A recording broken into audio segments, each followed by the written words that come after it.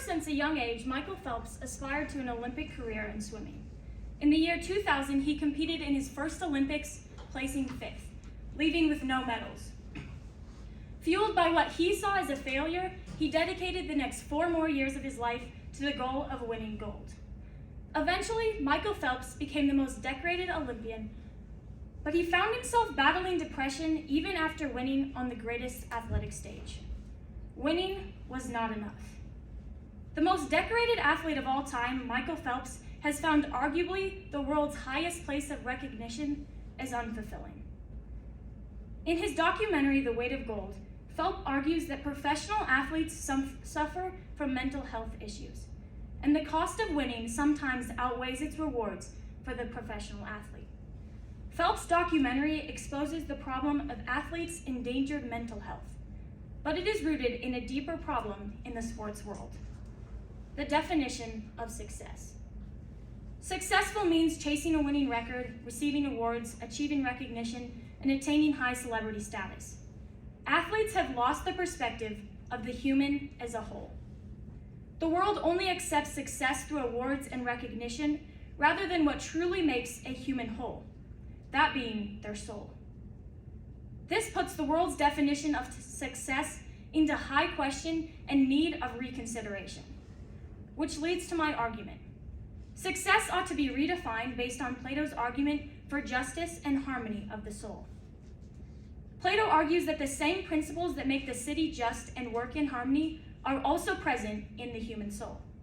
Harmony is concerned with what is within, that allows you to walk confidently to a purpose and goal, ultimately offering true fulfillment. Plato uses 2 allegories to describe the 3 elements of a person's soul: the allegory of the city in the Republic and the allegory of the chariot in Phaedrus. They explain how the parts of the soul can be made to work in harmony.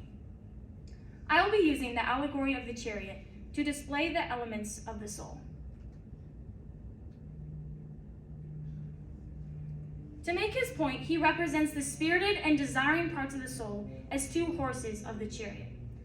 Reason, represented by the charioteer, leads, directs, and guides the 2 horses in truth. Plato characterizes the spirited horse by saying he is a beautiful, respectable horse, whose characteristics are, quote, a friend of honor joined with temperance and modesty, and a follower of true glory. He needs no whip, but is guided only by the word of command and by reason, end quote. This horse follows the charioteer by following his direction toward the end of acting in justice and harmony. In contrast, Plato describes the characteristics of the desiring horse as distorted and unattractive. Quote, the friend of insolence and pride, is shaggy-eared and deaf, hardly obedient to whip and spurs, end quote. This horse lets the desires of his heart overcome him and rule him, rather than the reason and obedience to the charioteer guiding him. The struggle between the charioteer and the horse exemplifies the labor that pursuing excellence requires. Reason, being the charioteer, is in the pursuit of truth, and that itself is a battle. The spirited element is passionate, but wants to follow in truth. And the desiring element is constantly seeking gratification of instant emotions that are not concerned with truth, but rather pleasure and the retraction from pain. If one horse becomes too powerful, then the reason will not be what guides the horses, and they will be thrown into chaos. The harmonization of the soul is about how one acts with excellence, regardless of the recognition, honor, or medal one receives. It replaces with what you achieve to how you achieve it, as Plato says in his Republic.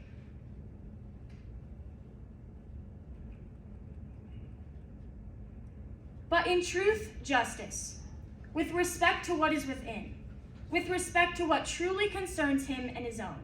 He doesn't let each part in him mind other people's business, or the 3 classes in the soul meddle with each other, but really sets his own house in good order, and rules himself.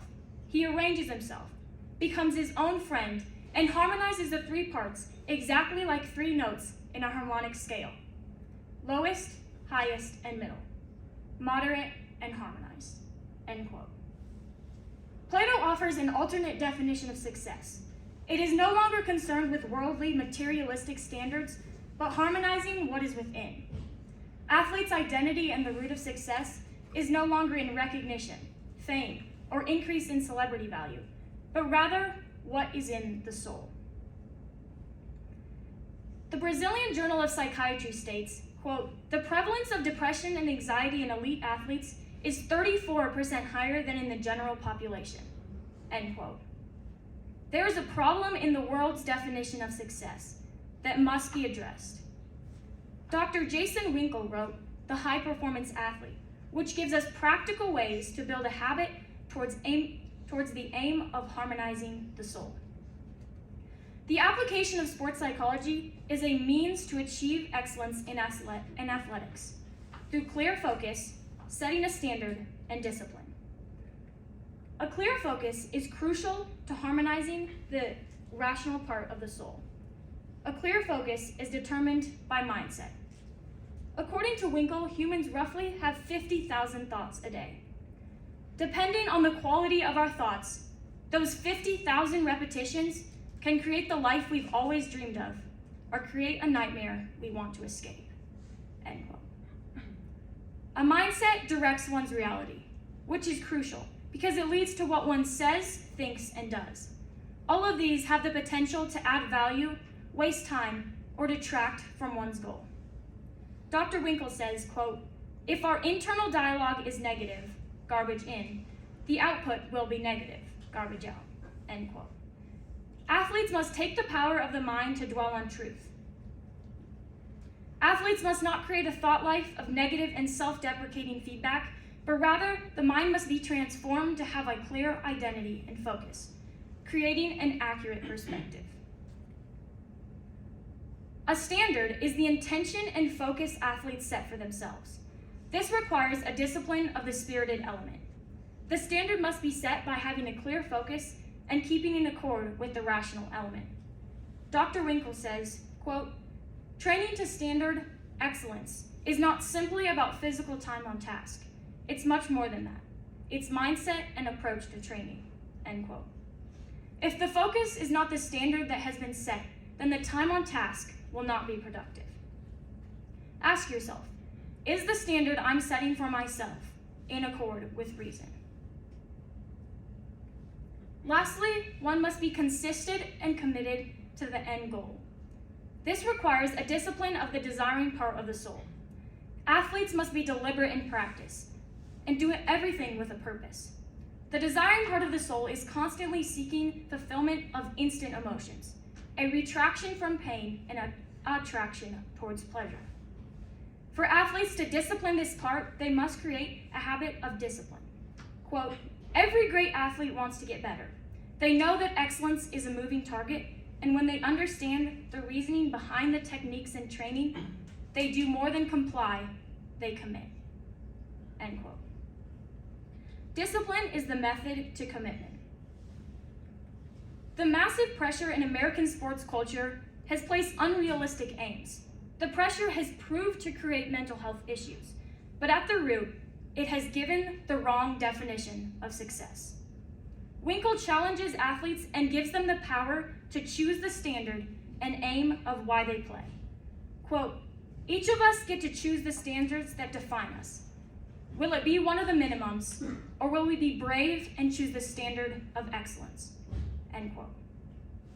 Will you choose a materialistic, worldly standard, or will you choose the standard that's best for your soul?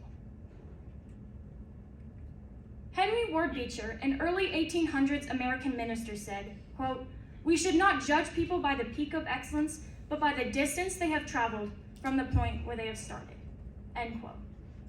A person's life should be about growth, not what they achieved, but how they achieved it. Where have you come from? What is your goal? And how are you achieving that goal? While the specific answers may look different for every individual, what is universal is the ability to choose to walk in excellence in all you do with the aim of justice and harmonization of your soul. Success ought to be redefined to excellence based on justice and the harmony between the elements of the soul: rational, spirited, and desiring. What is the standard you are setting for yourself?